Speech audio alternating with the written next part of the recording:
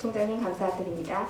다음은 기조연설이 있겠습니다. 기조연설은 정동영 전 통일부 장관님께서 맡아주시겠습니다. 장관님 부탁드립니다.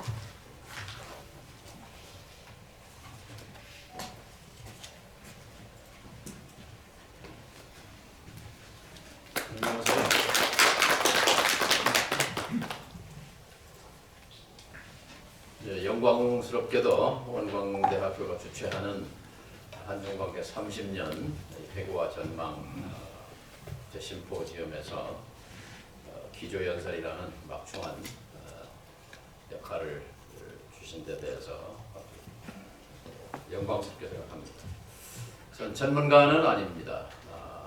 그러나 청년 시절에 한반도의 역사를 공부했던 역사학도로서 그리고 젊은 시절에 남북관계를 취재했던 언론인으로서 또 정치인으로서 그리고 참여정부 때 통일부 장관과 NSC 국가안보회의 상임위원장으로서 외교안보 통일 문제를 직접 다뤄봤던 그런 경험의 현장에서 오늘 저의 소견 몇 마디를 드릴까 합니다.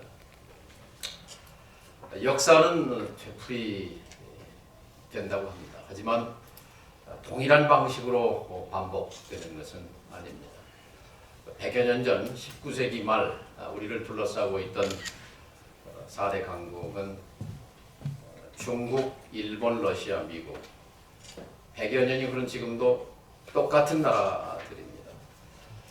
19세기 말에는 쇠락하는 중국의 청조와 새롭게 부상하는 일본, 미국 사이에서 우왕좌왕 갈피를 못 잡고 방황하다가 결국 몰락하는 운명을 맞이했습니다. 100여 년이 지난 지금 21세기 초 한반도는 새롭게 부상하는 강대국 중국 그리고 2차 대전 이후 초강대국으로 동북아에 패권적 지위를 가져왔던 미국 그 사이에서 대한민국은 지금 심각한 딜레마에 처해 있는 것이 현실입니다. 이 딜레마를 헤쳐나가는 등대와 길잡이는 역시 외교와 외교력입니다. 돌이켜보면 우리 역사 속에서 외교는 근거가 빈약한 낙관론을 기반으로 최악의 상황에 대한 대비를 게을리 하다가 치명적인 국익 손상을 입은 적이 한두 번이 아니었습니다. 임진왜란이 그렇고 병자호란이 그렇고 이 땅에서 벌어졌던 청일전쟁, 러일전쟁 앞에서도 우리는 속수무책이었습니다. 지난 30년 세계적 탈냉전, 89년에 베를린 장벽이 무너지고 90년에 독일 통일이 이루어지고 91년이 소련이 해체되고 92년 한중 수교가 이루어지고 세계사적 탈냉전 흐름 속에서 우리는 한반도의 탈냉전을 마땅히 일으켰어야 합니다. 그러나 아직도 한반도는 세계에서 유일하게 남은 냉전의 고도, 잔재로 남아 있습니다. 그것은 미국 탓이요, 중국 탓이요, 일본 탓이라고 할 수 없습니다. 결국 우리 스스로를 책할 수밖에 없습니다. 이러한 자신에 대한 성찰로부터 앞으로 10년, 앞으로 30년을 도모해야 한다고 생각합니다. 1992년 8월 한중 수교는 세계사적 차원의 탈냉전과 발맞춰서 한반도에서의 냉전 해체를 향한 큰 전환점이었습니다. 당시 한소 수교와 한중 수교는 동맹국 미국의 지지와 지원 속에 이루어졌습니다. 그리고 30년이 흘렀습니다. 지난 30년 동안 한중 관계가 이룩한 성과는 세계사의 동서고금에 없는 그런 발전이었습니다. 서로 인정하지 않았고 적대했던 한중 관계가 오늘 세계에서 최대의 교역국, 최대의 투자국, 최다의 유학생국, 최다의 관광객 방문국으로 상전벽해의 변화를 이룬 것이 사실입니다. 그러나 안타까운 것은 1990년 한소 수교, 1992년 한중 수교의 이 탈냉전 과정과 흐름 속에서 한반도의 전면적인 냉전 해체, 북미 수교, 북일 수교까지 그런 동력과 기회를 이루어내지 못한 것은 지금 생각해 보면 안타까움이 큽니다. 30년이 지났습니다. 30년 전과는 또 국제 지형과 동북아 정세가 급변했습니다. 한반도의 북쪽 북한은 여전히 초강대국 미국과 적대적인 관계에 있고 한반도의 탈냉전은 아직도 우리가 가야 할 머나먼 길로 남아 있습니다. 역사는 기회를 놓치면 보복을 한다는 경고가 있습니다. 90년대 그리고 2000년대 미중 간의 교류와 협력의 황금 시대에 한반도의 냉전 해체를 이루지 못한 한반도는 2010년대에 접어들면서 미국과 중국 간의 경쟁과 대결의 시대를 목도하게 되었고 급기야 얼마 전 트럼프 집권 시대에는 미중 신냉전 시대로 급격히 얼어붙었던 광경을 우리는 경험한 바 있습니다. 바이든 시대에 새롭게 출범한 바이든 정부는 협력과 경쟁을 축으로 하는 전략 경쟁 시대를 펼쳐가고 있습니다. 되돌아보면 1990년대 초 세계적 탈냉전 속에서 한반도의 냉전 해체를 갖지 못한 그런 아쉬움과 함께 몇 번의 또 기회 상실이 있었습니다. 2000년 6.15를 통해서 분단 이후 최초로 남북의 정상이 손을 잡고 증오를 근친 증오의 관계를 화해 협력으로 돌려놓은 연장선상에서 이루어졌던 북미 정상회담의 기회가 안타깝게 미국의 정권 교체로 무산된 것은 우연이라고 하기에는 너무도 뼈아픈 그런 기회 상실이었습니다. 6.15 다음날 6월 16일 서울에 돌아온 김대중 대통령 그 다음날 황원탁 외교안보 수석을 워싱턴에 파견합니다. 백악관에 들어간 황 수석은 조금 있다가 북한에서 손님이 올 터이니 그 특사를 맞이해달라고 부탁합니다. 평양에서 김대중 대통령은 김정일 위원장에게 북미 직접 대화를 위해서 백악관에 특사를 보내라고 조언합니다. 결국 미국과 중국을 테이블로 끌어당겼던 김대중 리더십이 이루었던 것이 클린턴 대통령의 평양 방문 결심이었습니다. 그러나 안타깝게도 11월 초 미국의 정권이 민주당에서 조지 W. 부시 정권으로 넘어가면서 우리는 또 역사적인 기회를 상실하게 됩니다. 그때는 아직 핵 문제가 폭발하기 전이었습니다. 그러니까 94년 제네바 합의가 유지되고 있던 그런 상황이었었죠. 그리고 또 한 번의 안타까운 기회 상실이 있었습니다. 그것은 2005년 9.19 기억하시겠습니다만 2003년에 등장한 노무현 정부는 2년 반 동안 임기 2년 반 동안 남북 관계가 얼어붙는 바람에 김대중 정부 때 대북 포용 정책을 제대로 실현하지 못하고 있는 상태에서 남북 적대와 북미 적대가 계속되고 있는 상황이었습니다.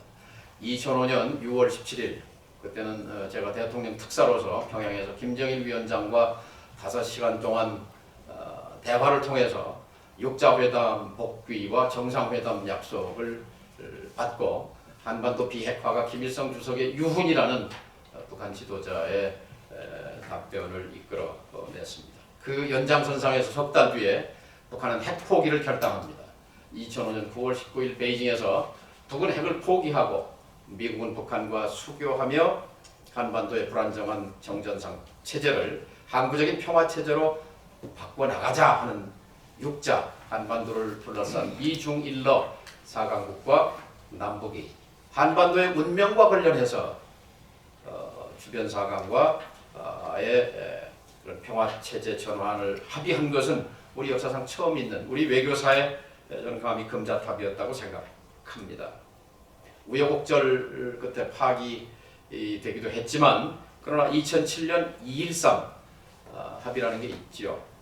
베를린에서 2000년에 등장했던 부시 정부는 북을 악으로 규정하고 악의 축의 하나로 규정하고 악마화함으로써 양자 대화를 6년 동안 거부하다가 2007년 2월 13일 처음으로 베를린에서 미국과 북한이 마주 앉아서 합의를 하게 됩니다. 그 합의는 뭐냐? 우여곡절을 겪었던 2005년 9.19 합의를 복원하고 실천하자는 것이었습니다. 다른 말로 하면 한반도의 냉전 해체 합의였습니다. 그러나 이번에는 2008년 한국에서 남한에서 다시 보수 정권의 등장과 함께 비핵개방 3천, 다른 말로 하면 선비핵화입니다. 북이 핵을 내려놓기 전에는 대화가 무의미하다는 그런 대북 압박, 강경 노선, 북에 대한 흡수 붕괴론을 바탕으로 한 이 같은 선비핵화 노선이 미국 오바마 정부의 발목을 잡게 됩니다. 오바마 정부는 2009년 취임 초 힐러리 국무장관을 통해서 또 오바마 정부 내에서의 대북 정책 검토를 통해서 북한에 대한 체제 보장과 그리고 북한의 비핵화를 포괄적으로 묶어서 해결하자고 하는 해법이 대두됐고 동맹인 한국과 이것을 조율하고자 했으나 당시 한국 정부는 이 같은 대북 포용 정책에 반대 입장을 갖고 있었습니다. 결국 2000년은 미국에서 대북 강압 정책을 펴는 강성 정부가 출현함으로써 무산됐고 2008년에는 한국에서 한반도 냉전 해체를 우선순위로 다루는 대신 대북 압박과 붕괴를 추구했던 정권이 등장함으로써 결국 기회는 사라지고 맙니다. 또 하나의 또 안타까운 기회는 3년 전입니다. 2018년 9월 19일 평양 능라도 경기장에서 문재인 대통령이 평양 시민 15만 명 앞에서 연설합니다. 핵무기 없고 핵 위협 없는 한반도를 향해서 평화로운 한반도를 만들어서 후손에게 물려주자는 감동적인 연설을 합니다. 저는 그 자리에 있었습니다. 저는 등골이 오싹하는 천류를 느꼈습니다. 역사의 페이지가 넘어가는구나 하는 감동을 받았습니다. 그 다음날 백두산에 올랐습니다.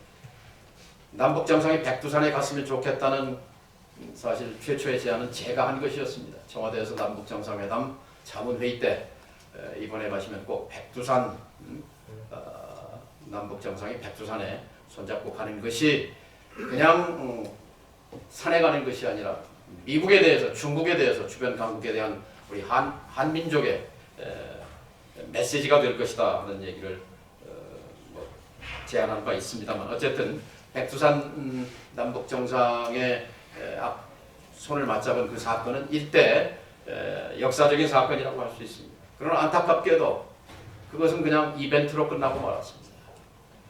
백두산에서 돌아와서 우리 이 정부는 적극적으로 행동했어야 합니다. 김대중 대통령이 평양에서 돌아와서 외교안보 수석을 워싱턴에 보내고 미국을 테이블로 끌어안쳤던 것처럼 행동했어야 합니다. 그런데 깜짝 놀랐던 미국이 내민 한미 워킹 그룹이라고 하는 올가미에 결국 결미가 잡히고 지난 3년 결국 허송 세월에 남북 교착 상태로 한반도 비핵화 냉전 해체는 한 발짝도 더 나가지 못한 그런 안타까움이 있습니다. 이 같은 그 지난 2000년 그리고 2018년, 2005년 이 과거를 보는 이유는 이 같은 과거의 실패를 성찰함으로써 앞으로 전개될 10년 또 30년 우리는 여전히 이 한반도 역사의 객체로서가 아니라 주체로 어떻게 행동해야 할 것인가를 그 길을 찾기 위한 그런 성찰이었다고 생각합니다. 이 네 번의 기회 상실을 거치면서 국제 환경이 급변했습니다. 미중 간의 교류 협력 관계는 미중 간의 전략 경쟁으로 변질되었습니다. 따라서 한반도의 냉전 해체 작업은 미중 관계의 하위 개념으로 전락하고 말았습니다. 이제 미중 대국 경쟁, 전략 경쟁의 종속 변수로서 한반도 냉전 해체는 제약을 받게 된 그런 뼈아픈 현실을 마주하고 있는 것입니다. 하지만 한 파키스탄 외교관의 말을 소개하고자 합니다. 하나의 부상하는 강대국이 기존 초강대국의 지배에 도전할 때 약소국은 국제 정세를 활용해서 더 많은 외교 공간을 확보할 수 있다. 그리고 강대국들의 압력에 저항할 수 있다. 우리는 약소국은 아닙니다.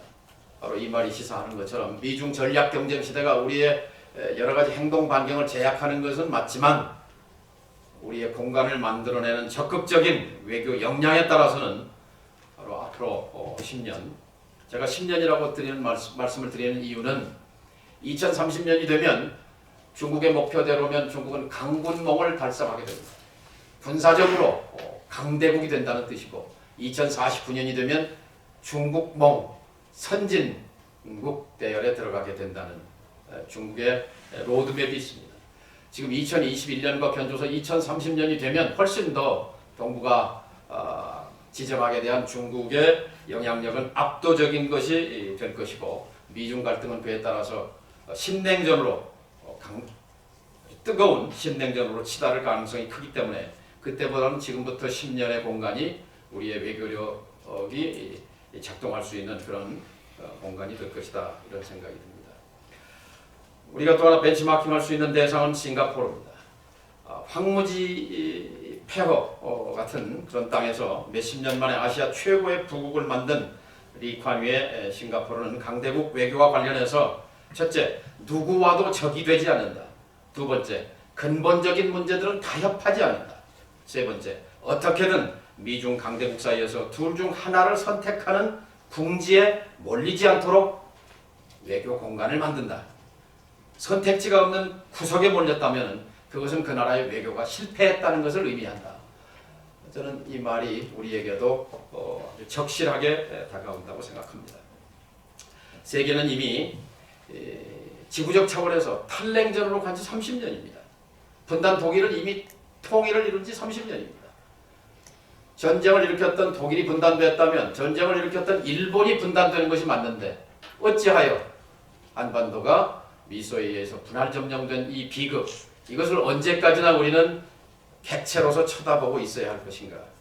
우리가 이 땅의 주인으로서 마땅히 한반도 냉전 해체는 우리 손에 의해서 이루어져야 한다 하는 말씀을 드리고 싶습니다. 지금 한반도의 시계는 전쟁도 아니고 그렇다고 완전한 평화도 아닌 어정쩡한 반냉전의 시간, 이 반냉전의 시간을 완전한 탈냉전의 시간으로 전환하기 위해서 앞으로 10년이 결정적이다 이렇게 생각합니다. 한중수교 30년 동안의 성과와 그림자를 바탕으로 해서 미중의 전략적 경쟁 시대에 대한 한반도의 길, 그것을 치밀하게 모색해 가야 한다고 생각합니다. 중국은 80년대와 90년대 도광양회 힘을 감추고 내부 발전에 집중하는 시대를 거쳐서 2000년대 후진타오 시대 화평 발전의 시대, 그리고 시진핑 시대와 더불어서 대북 굴기의 시대로 전환하고 있습니다. 중국은 국력에 부합하는 국제적인 지위를 가져야 한다는 그런 굴기론을 진행하고 있습니다. 반면 미국은 자신의 경제적 이득을 위해서 2001년도에 20년 전에 중국을 WTO 세계무역기구 회원으로 받아들여서 자유주의 무역 질서에 편입시켰고 이런 기대를 가졌죠. 중국이 언젠가는 보편적 가치, 민주주의와 인권과 자유와 시장 경제의 가치를 받아들여서 자유주의 국제 질서의 일원이 될 것이라는 그런 기대를 가졌습니다. 하지만 현실은 중국은 강력한 경제력을 바탕으로 군사력을 키웠고 그리고 자유주의 국제 질서에 역행해서 21세기의 사회주의 초강대국을 실현하겠다는 꿈을 착착 진행하고 있습니다. 중국을 보는 미국의 시각은 세 가지입니다. 중국을 위협으로 보지 말고 파트너로 간주해서 중국의 부상을 현실로 인정하고 수용해서 G2 체제, 양두 체제로 공존하자는 시각. 이것은 헨리 키신저 박사의 주장입니다. 두 번째, 지난번 트럼프 정부 하에서 중국은 라이벌을 넘어서 적국으로 중국을 간주하고 반공주의 구호 아래 중국 공산당을 타도해야 한다는 그런 신냉전, 가치전쟁을 공식화한 그런 노선입니다. 세 번째 시각은 협력과 경쟁에 기초해서 공존체제로 가되 지정학의 문제, 동북아에서 패권이죠. 보편가치의 측면에서는 양보 없는 대결이 불가피하다고 보는 이 시각은 바이든 참모 제이크 셀리번의 주장을 비롯해서 바이든 정부의 전체적인 기조라고 볼 수 있습니다. 이렇게 미국과 중국이 전략적 경쟁으로 부딪히는 상황 속에서 차기 정부는 어디서부터 출발해야 하는가? 다행히 지난 5월 문재인 바이든 정상회담에서 합의한 바이든 정부가 2018년 판문점 선언 그리고 6월 달에 2018년 북미 간의 싱가포르 합의를 존중하고 지지하기로 한 그 합의에서부터 출발해야 한다고 생각합니다. 판문점 선언은 한국 전쟁의 종전 선언과 함께 당시 그렇게 선언했죠. 4.27 판문점에서 올해 안에 종전을 선언하고 저는 그때 강력한 추진력으로 밀고 갔어야 한다고 봅니다. 8천만 한민족 앞에 올해 안에 종전을 선언하고 평화체제 논의를 시작하자는 4.27 당시의 선언의 무게를 생각해보면 그 뒤의 과정은 참 실망스럽기 짝이 없습니다.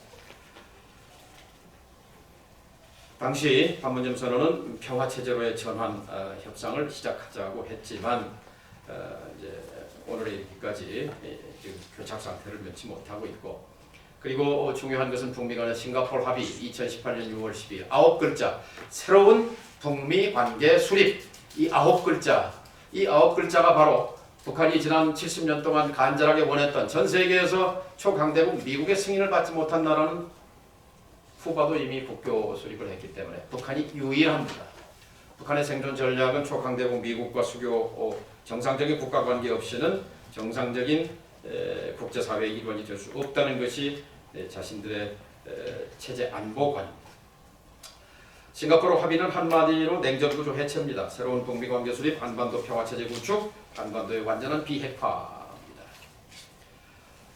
이미 중국은 이와 관련해서 10여 년 전부터 쌍중단 쌍궤 병행을 한반도 비핵화의 해법으로 제시한 바 하고 있습니다. 한미 군사훈련 중단과 그리고 미사일 발사 핵실험 중단, 쌍중단 그리고 이어서 비핵화와 평화체제 이 두 개의 바퀴를 굴려가자는 것이기 때문에 이것은 우리의 이해관계와 일치합니다. 이제 미국의 바이든 정부는 외교를 통해서 북핵 문제를 해결한다는 기조를 갖고 있기 때문에 우리 학위에 따라서는 얼마든지 공간을 만들어낼 수 있다고 봅니다. 저는 2003년 때 노무현 정부 출범 직전에 노무현 대통령 당선자의 특사로 다보스에 간 적이 있습니다. 그때 다보스 포럼에 와 있던 바이든 상원 미국 민주당 상원 외교위원장으로부터 만나자는 연락이 와서 바이든 의원과 2시간 동안 북한 핵 문제를 갖고 토론한 경험이 있습니다. 그 토론한 경험을 올 초에 원광대학의 최재덕 교수님과 함께 바이든 시대 한반도의 길이라는 책으로 묶어 펴낸 바가 있습니다. 그것을 책으로 낸 이유는 그 뒤에 시간은 많이 흘렀지만 바이든 정치인으로서 바이든 또 대통령 후보로서 바이든 또 대통령으로서 바이든의 대한반도에 관한 언급을 보게 되면 그때 저와 2시간 토론했던 내용의 기조와 정확하게 일치합니다. 핵심만 얘기하면 바이든 당시 의원은 조지 부시 정부의 대북 강압 정책에 대한 강력한 반대와 함께 대화와 협상을 거부한 부시 정부의 태도를 문제 삼고 그리고 2개의 전쟁이 가능하다고 한 네오콘의 모험주의에 대해서 굉장한 경각심과 함께 우리에게 경고를 전달하고자 저를 만나자고 한 것이었고요. 그리고 자신의 해법으로서는 북한이 원하는 것은 어떤 나라든 국가 안보가 첫 번째 지상과제로서 북한 지도자 김정일 위원장의 지고지선의 가치도 체제 보장에 있다. 이것을 가지고 우리는 비핵화를 협상할 수 있다. 외교의 힘으로 이것을 해결해야 한다 하는 것을 역설했습니다. 지금 설리번 외교안보 보좌관이나 토니 블링컨 국무장관이 바이든 정부의 오른팔 왼팔로서 이 대외 정책 또 대한반도 정책, 동북아 정책을 펴는 과정에서 우리가 주목할 부분은 바로 이 외교의 공간, 동맹의 얘기를 들을 준비가 되어 있는 바이든 정부를 상대로 적극적으로 우리의 운명의 주인공으로서 우리의 역할을 개척해 나갈 수 있다. 차기 정부의 그러니까 철학과 한반도 정책이 그만큼 중요해졌다 이렇게 생각합니다. 자, 이제 말씀을 맺으면서 지금부터 10년 앞으로 미국과 중국은 치열하게 전략적 경쟁을 가속화할 것입니다.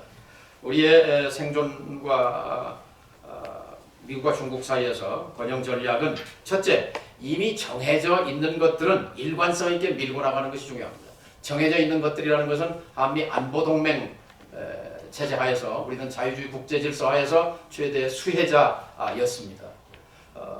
이것은 앞으로 중국의 강군몽, 중국몽이 실현되는 과정에서도 하나의 위험 회피, 보험으로서의 성격이 강하다고 보기 때문에 국가 이익을 위해서 한미 동맹을 유지 발전해 가는 것은 중요한 국익의 상수다고 생각합니다. 또 동시에 한중 간의 경제 외교적 협력은 그것대로 또 지속 강화해 나가야 한다고 봅니다.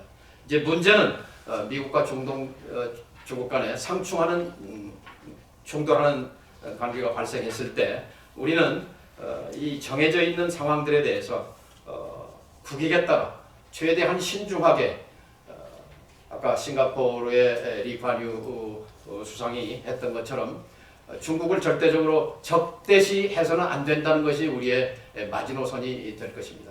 한미 동맹을 유지하되 그러나 중국을 적대시하는 미국의 정책에 동참하지 않겠다는 그런 우리의 분명한 입장을 가진다면 우리는 또 약소국이 아니라 이미 경제력 10강, 군사력 6강으로서의 중견 국가의 위상을 갖고 있기 때문에 적어도 그 같은 우리의 입장은 관철될 것이고 또 얼마 전에 미국의 한반도 문제 전문가들을 상대로 한 설문조사에 보게 되면 한국이 한미 동맹을 유지하면서 중국의 적대적인 정책에는 가담하지 않는다는 데 대해서 절대 다수가 이해를 표시하고 동의한다는 입장을 표시한 것도 참고가 될 수 있으리라고 생각합니다.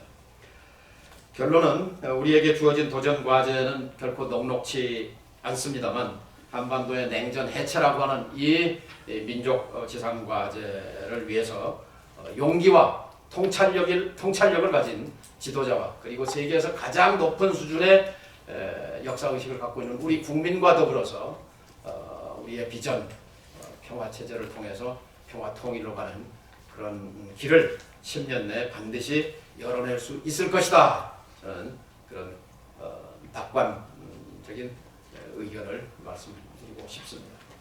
감사합니다.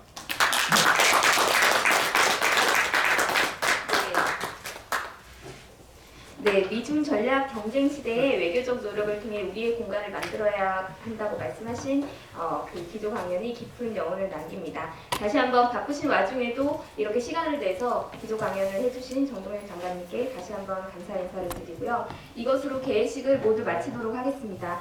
1세션 시작하기에 앞서서 저희 단체 사진을 간단하게 찍고 시작을 하도록 하겠습니다. 시간이 조금 지체된 관계로 빠르게 그 패널분들과 토론자분들은 이 앞쪽으로 좀 나와주시기 바랍니다.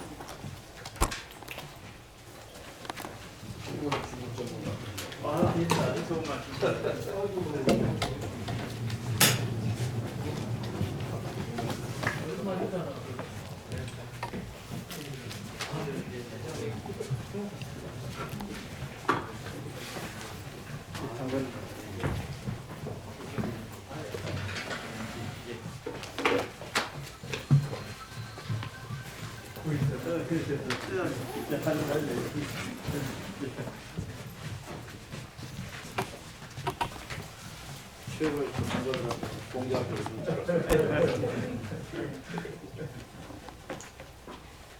찍겠습니다. 하나, 둘, 셋.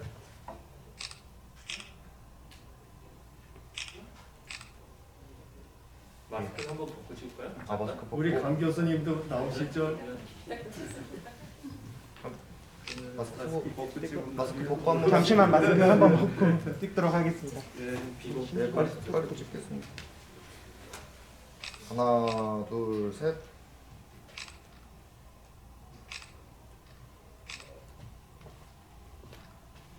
예, 됐습니다.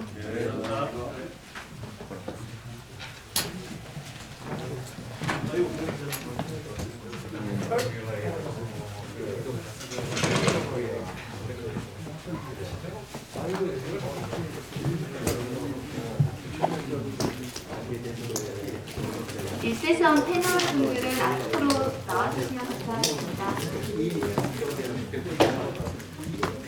방송을 종료하겠습니다.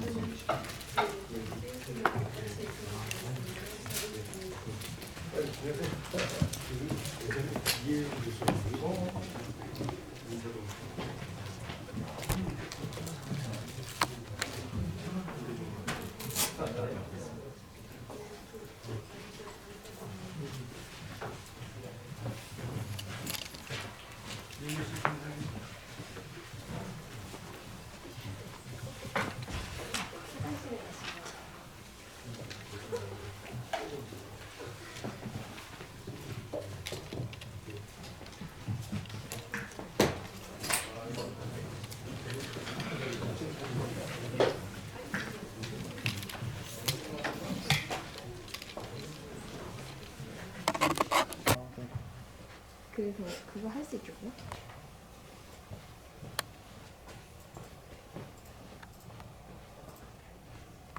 해야지 수영부터 거기만 그러니까 저기 저 보는 일은 아까 이분이 안내를 해주셔서 저 끝에 갔다가 다시 오니까 중간으로 들어가라 해가지고 중간으로 갔었어요. 그 나중에 이제 찾고 보니까 이게 보이더라고요. 나는 여기서 본 게 아니라 저기 가서 봤어. 저기 아 그랬어요? 네. 폭파제가 그래도 못 찾아가면 저기까지 갔어. 아 그랬어요? 두 번 하다 왜 저분이 저는 가르쳐 주셔가지고 배너라도 하나 세워놓으면 좋으려면 저렇게 아침에서 저는 10시도 안 돼서 전화 오시고 다른 스케줄 없냐 있냐 있다고 해도 없다고 해야겠다. 그치요.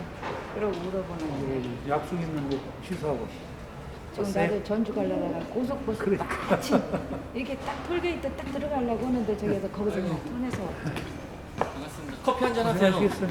네? 커피. 커피는 이 오시니까 좀 있으면 같이 하세요? 저기 네. 커피랑 비스켓 같은 거 있는데 네. 같이 하세요. 저녁도 드시고 가세요. 많죠. 준비되신 분. 여기서 오니까 한번 우리 정은호 정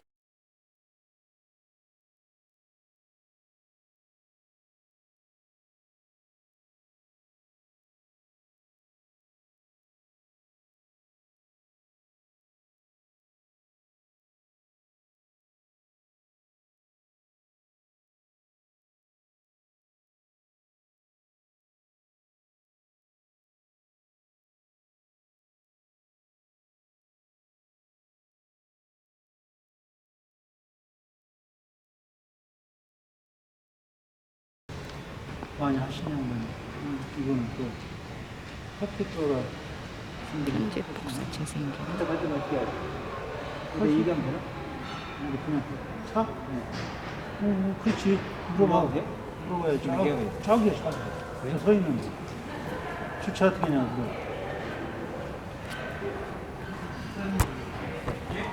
거기 아니야, 저쪽에. 네.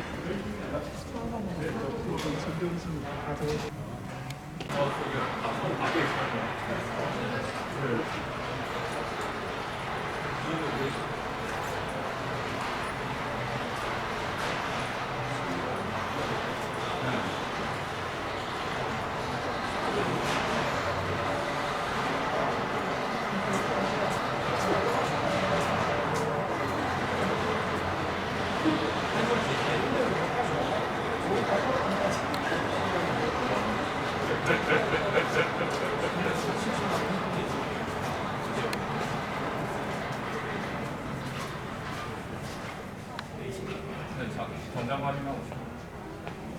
아, 예. 아까 이었던 거. 아, 잠깐.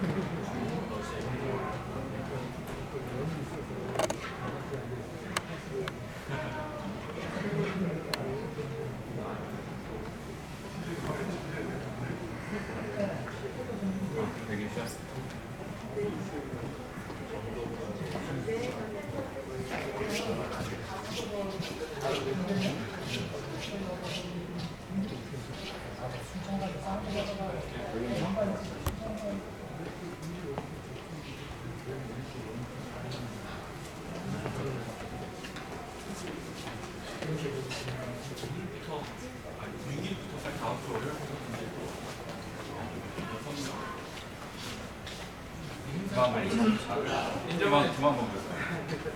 그만 먹었어요.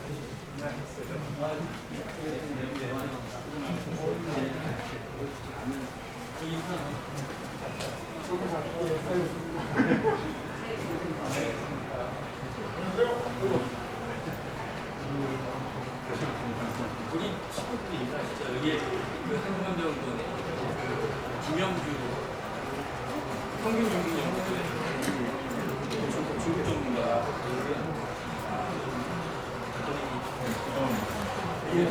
중로 영국에서 스카우트가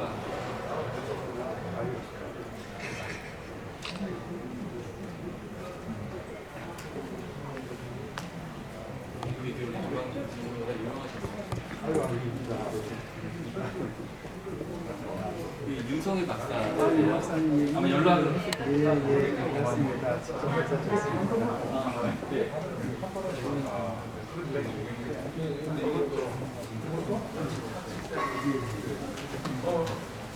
감사합니다. 예, 여기 장관님 인사 다시 좀 먼저. 교육 정보가 한양대학교 어디서 했어요? 안가부 전략님, 안가부 전략님.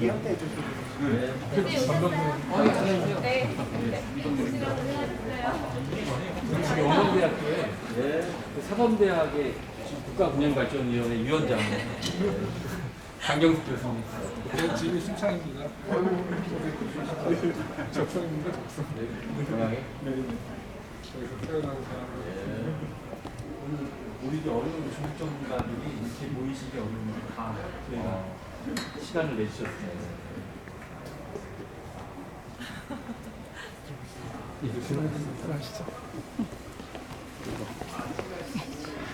우리 연구원의 김현주 교수님. 연락드려서 감사합니다. 네.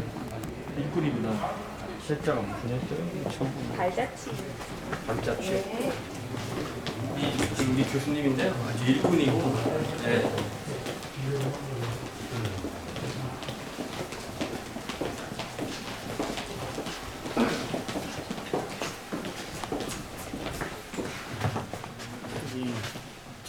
부총장님.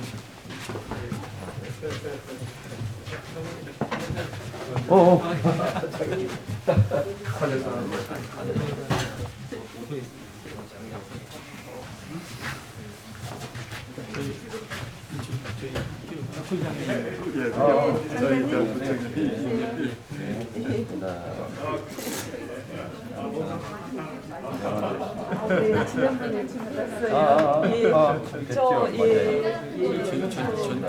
전주영. 저희 원장님. 예, 한정하게 예, 듣고 있습니다. 전체 다. 이렇게 감사합니다. 영광스러운 정말 이렇게 와주셔서 감사드립니다. 네, 뵙고 싶었는데 오늘 뵙게 되고 좋습니다.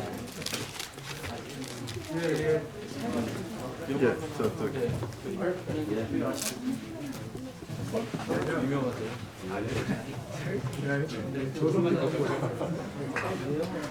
그대로 이와서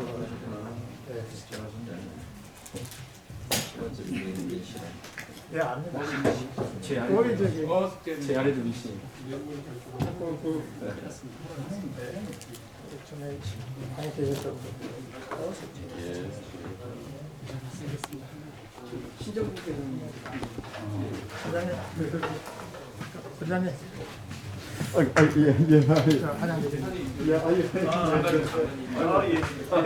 안녕하십니까. 오랜만이에요. 예, 신정수입니다. 오랜만에 뵙습니다. 예, 북경에 또 오셨습니다. 예, 그럼 가끔 이제 글 쓰신 거 제가 보고 있습니다.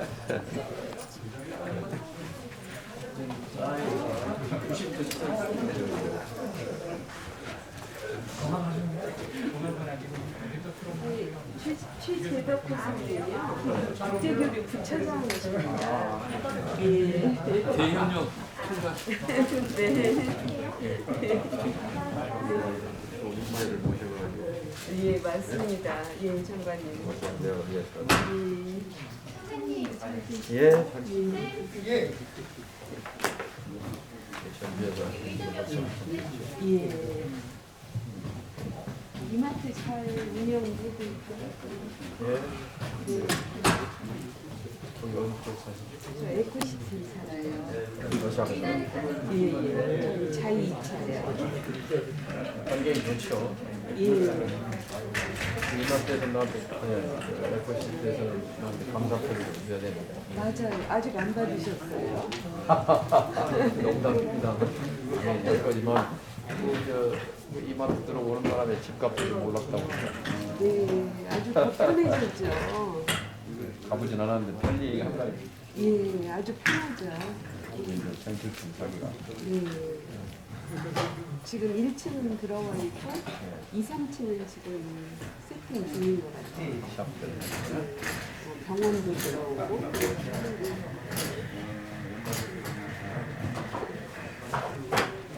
어디서 언제 뵙나 했는데 오늘 이렇게 뵙니다. 예. 학교 이름 바꿨습니다. 앞으로 총장 데리러 오셨습니다. 예, 총장님이 오셔야 하는데 오늘 그 성산 초대 총장님 네. 학술대회 겸 35주년 총련제 겸 영화제 이런 행사들이 있어가지고 총장님이 못 오시고 저를 보내셨습니다. 너그러니 좀 많이 바랍니다. 이 자리에서 계속 예, 여기서 이제 그래서 저녁까지 하고 같이까지 만찬 위에서 준비.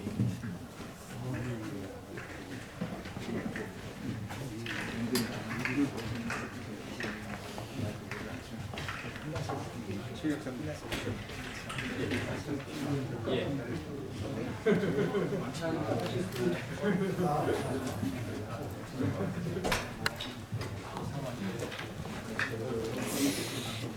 그 혹시 생각을 좀 장관님 그 기조연설 끝날 때까지는 해도 토론만 안 하는 그죠? 왜냐하면 조금 민감한 예. 국가 문제 뭐 이런 걸 좀 그러니까요. 다루고 있어요. 그런 부분 안 하고 저도 사실은 전주를 얼른 가야 돼서